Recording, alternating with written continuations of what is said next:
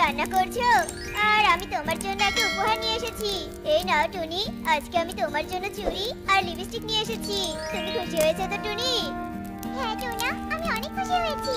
কিন্তু কালকেই তো একটা স্বর্ণের গহনা নিয়ে এলে, আজকে আবার এগুলো নিয়ে এলে। প্রতিদিনই কি আর আমাকে উপহার দিতে হবে নাকি বলো তো? তুমি একটা মাত্র সুন্দরী বউ আমার, আর তুমি যখন এগুলো পরবে তোমাকে দেখতে আরো বেশি সুন্দর লাগবে। এসো টুনি, আমরা খেয়ে নেই, কিছুক্ষণ পরে তোমাকে নিয়ে ঘুরতে যাব। হারামজাদা কালো, সারাদিন তো শুধু পড়ে পড়ে ঘুমায়, আর ওইদিকে টোনাকে দেখি রোজ রোজ টুনির জন্য উপহার নিয়ে আসে। আর তুই আমাকে কোনোদিনও একটা উপহার দিলি না। তোর কাছ থেকে কিভাবে উপহার দিতে হয় সেটা আমারও ভালো জানা আছে। কি হয়েছেটা কি? সকাল সকাল চিৎকার করতে শুরু করেছো? এমন কোনো দিন নেই যে তুমি আমাকে একটু শান্তিমতো ঘুমাতে দাও। শালা, আমার কপালটাই খারাপ, তাই এই কাকুলির মতো একটা ঝগড়ুটে বউ পেয়েছিলাম। কি বিড়বিড় করছো শুনি? এই নাও, এই লিস্টে যা যা লেখা আছে সবগুলো এক্ষুনি নিয়ে এসো, নয়তো বুঝতেই পারছো তোমার কি অবস্থা হবে। এরপর কালো লিস্টটা নিয়ে বাজারে যায়।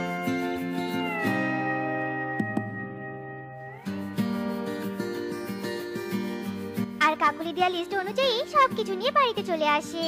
আর কাকুলি নিজের প্রয়োজনীয় জিনিসপত্র পেয়ে অনেক খুশি হয়ে যায়। এরপর কাকুলি নিজের কসমেটিক্স গুলো নিয়ে সাজতে শুরু করে। কালু, দেখো তো আমাকে সাজুগুজু করে কেমন লাগছে।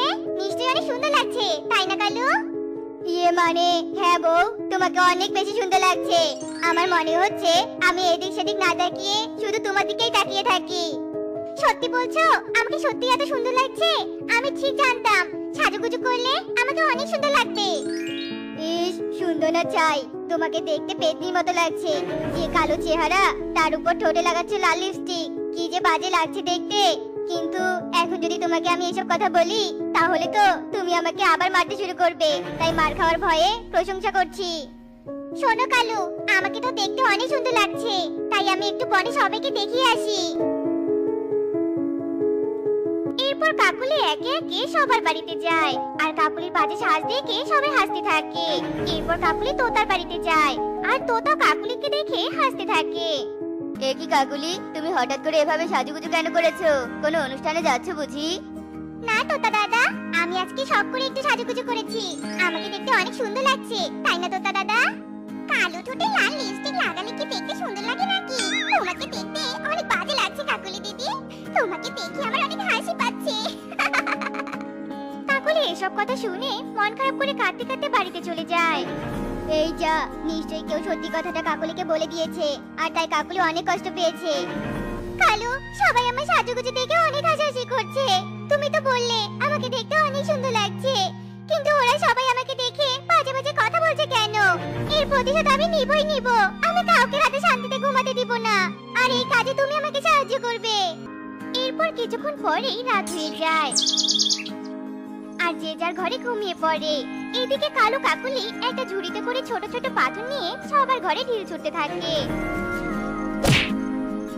আর সেখান থেকে পালিয়ে যায়। এদিকে পাথরের শব্দে সবার ঘুম ভেঙে যায়, আর এরকম কাজ প্রতি রাতে ঘটতে থাকে।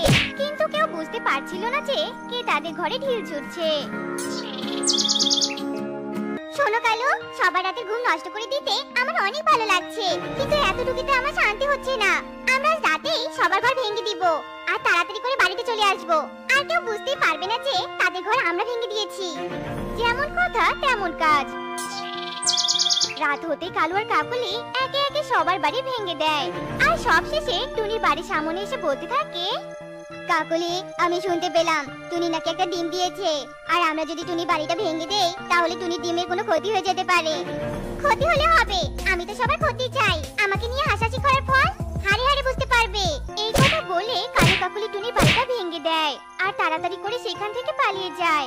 এদিকে টুনির ডিমটাও নিচে পড়ে ভেঙে যায়। আমার কি সর্বনাশ হয়ে গেল! চারিদিকে তো ঝড় বাতাস নেই, তাহলে আমার বাড়িটা ভেঙে গেল কিভাবে? আর কিছুদিন আগেই তো আমি নতুন বাড়ি তৈরি করলাম, তাহলে কি আমার এমন ক্ষতি করলো? কে করলো?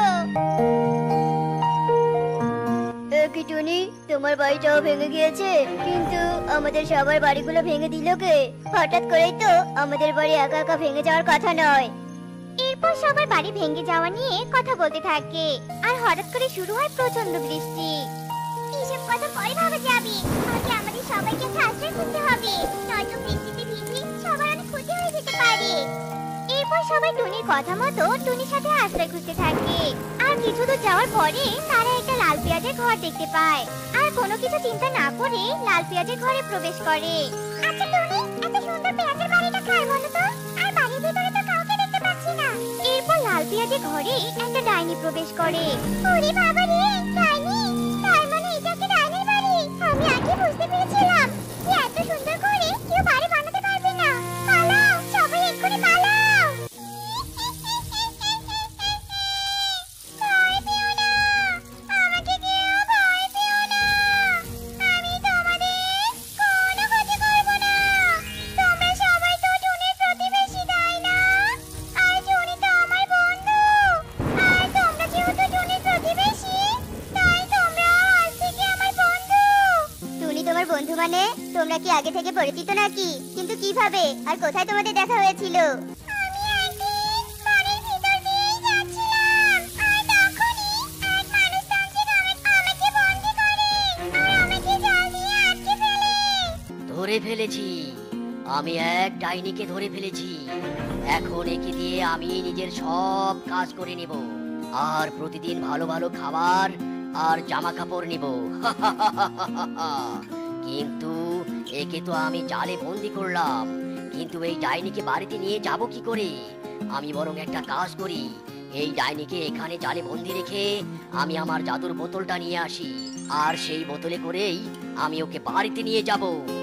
এরপর তান্ত্রিক বোতল নিতে বাড়িতে চলে যায়। এদিকে আমি জালের ভিতর থেকে কাঁদতে থাকি। বাঁচাও, কে আছো? আমাকে বাঁচাও, আমাকে কেউ সাহায্য করো। তখন আমার চিৎকার শুনে সেখানে টুনি আসে। আর টুনি একটা কাঁচি দিয়ে জালটা কেটে দেয়। আর তখন আমি ওখান থেকে বেরিয়ে আসি। তোমাকে অনেক ধন্যবাদ টুনি। আজকে তুমি আমার অনেক উপকার করলে। তুমি আমাকে মুক্ত করে না দিলে হয়তো সারা জীবন আমাকে বন্দি জীবন কাটাতে হতো।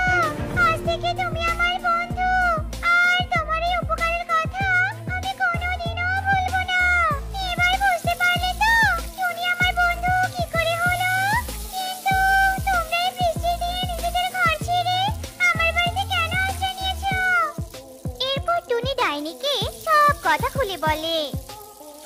আচ্ছা, তবে তোমরা কোনো চিন্তা করো না।